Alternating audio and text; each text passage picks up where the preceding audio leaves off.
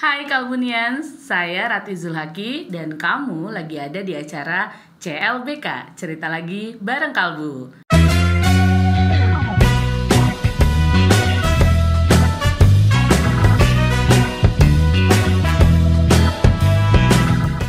Di acara ini kita akan membahas tentang isu-isu kesehatan mental.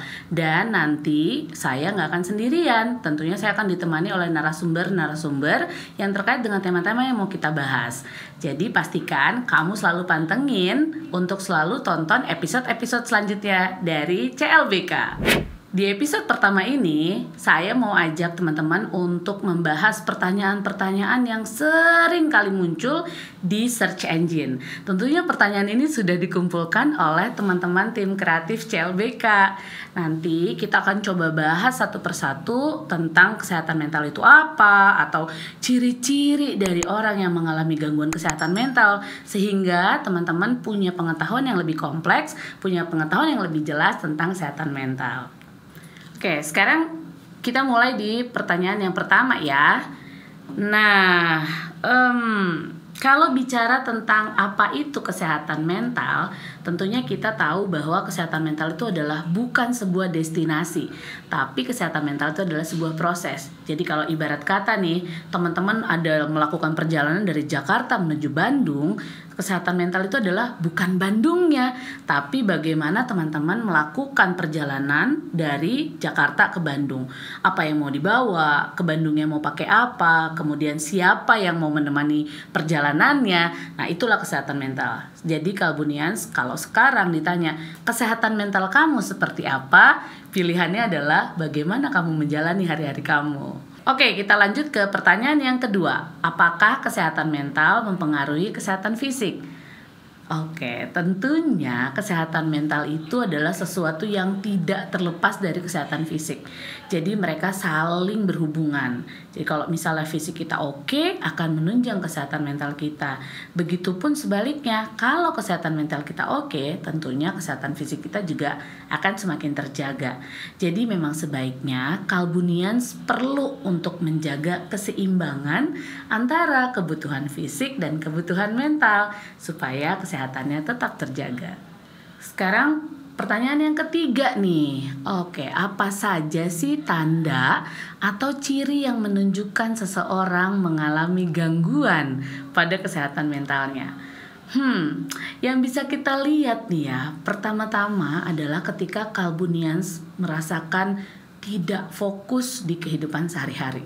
Jadi ketidakfokusan ini menjadi sebuah pertanda bahwa there's something wrong, bahwa kehidupan kita sedang tidak balance. Ketika melakukan sesuatu tuh kayaknya pikiran dan tubuh kita tidak ada di tempat yang sama, sehingga kadang-kadang bisa jadi nyetir nih dari rumah ke kantor, tiba-tiba nyampe tuh ke kantor, Kalbunians nggak melihat apa yang ada di perjalanan, terus kemudian tidak merasakan sensasinya. Jadi itu adalah salah satu pertanda yang utama. Yang kemudian yang kedua yang bisa dilihat adalah produktivitas menurun. Nah, yang biasanya mungkin bisa menghasilkan pekerjaan dalam jumlah tertentu, tiba-tiba menurun drastis. Nah, itu bisa menjadi salah satu pertanda kesehatan mental kita sedang mengalami situasi yang tidak balance. Atau selanjutnya lagi, emosi. Jadi ada ketidakstabilan secara tingkat emosi sehingga membuat Kalbunians sulit untuk bisa mengendalikannya. Kadang-kadang kondisi-kondisi yang menunjukkan bahwa kesehatan mental kita terganggu ini membuat kita jadi tidak berkualitas dalam menjalani hidup. Nah, oleh sebab itu sebaiknya kalau Kalbunians merasa ada ciri-ciri yang tadi disebutkan, boleh tuh mulai peka, mulai perhatikan diri kita untuk mencari bantuan supaya tidak berlarut-larut. Oke, pertanyaan selanjutnya nih. Wah, kenapa kesehatan mental itu penting ya? Tadi, di awal kan saya mengatakan bahwa kesehatan mental itu adalah sebuah perjalanan, sebuah journey. Artinya, mengapa itu jadi penting? Baik atau enggaknya perjalanan hidup kita itu tergantung dari bagaimana kesehatan mental kita. Jadi, sangat-sangat penting untuk menjaga kesehatan mental kita. Meskipun misalnya nih, kita sedang merasakan sedih, ada baiknya kita coba untuk memaknai kesedihannya. Nah, kemudian kita memberikan diri kita ruang untuk merasakan sedih, baru kemudian kita overcome kesedihannya atau melewati kesedihannya, supaya kesehatan mental kita tidak terganggu. Karena gini, kalau misalnya kita tidak merasa bahwa kesehatan mental ini sebagai sesuatu yang penting, akhirnya kita jadi seringkali lalai ya untuk bisa memberikan kebutuhan secara psikis untuk kesehatan mental kita. Bagaimana kondisi kesehatan mental orang-orang di Indonesia? Oke, kita tahu pandemi hits everyone, apalagi khususnya saat ini. Kalau misalnya ditanya, bagaimana sih kondisi kesehatan mental kamu? Atau ketika kita bertanya kabar kepada rekan kita, how's your feeling? How's your day? Sehat-sehat selalu ya. Nah, itu adalah kondisi kesehatan mental orang Indonesia, bahwa mereka sedang berada dalam kondisi yang cemas. Tapi bukan berarti kesehatan mental itu akan terganggu. Karena yang paling terpenting adalah bagaimana kita tetap bisa menjalani hidup dengan kondisi yang buruk. Bagaimana kita tetap bisa tangguh, tetap bisa terus berdiri ketika kita menghadapi situasi yang tidak nyaman. Itu yang paling terpenting. Jadi kalau ditanya bagaimana kondisi kesehatan mental orang-orang Indonesia saat ini, tentunya kita sedang menghadapi situasi yang sangat-sangat tidak nyaman dan mungkin sekali untuk kita mengalami ketidakseimbangan dalam hidup. Bagaimana optimalisasi keluarga untuk bisa menjaga kesehatan mental?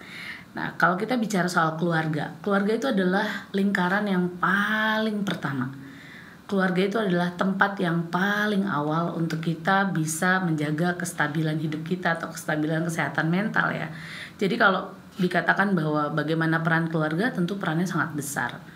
Bagaimana hubungan kita dengan orang tua, hubungan kita dengan kakak beradik, hubungan kita dengan kakek nenek, om tante, tentunya itu akan sangat berpengaruh. Nah, tapi challenge-nya nih selama pandemi ini tentunya kita ada social distancing ya. Kalau misalnya kita nggak bisa ketemu dengan keluarga sesering mungkin seperti sebelum pandemi, tentunya itu akan membawa perubahan dalam diri kita. Atau misalnya lebaran yang tadinya setiap tahun bisa pulang, ini hanya bertatap lewat layar. Tapi yang paling terpenting adalah bagaimana kita tetap bisa saling mendoakan. Mendoakan supaya terus dalam keadaan baik, atau mendoakan meskipun situasinya tidak baik, tapi bisa melalui itu dengan berkualitas. Yang paling terpenting adalah bukan seberapa besar air dalam gelas yang kita pegang, tapi seberapa lama gelas itu mau kita pegang terus. Itulah kondisi kesehatan mental.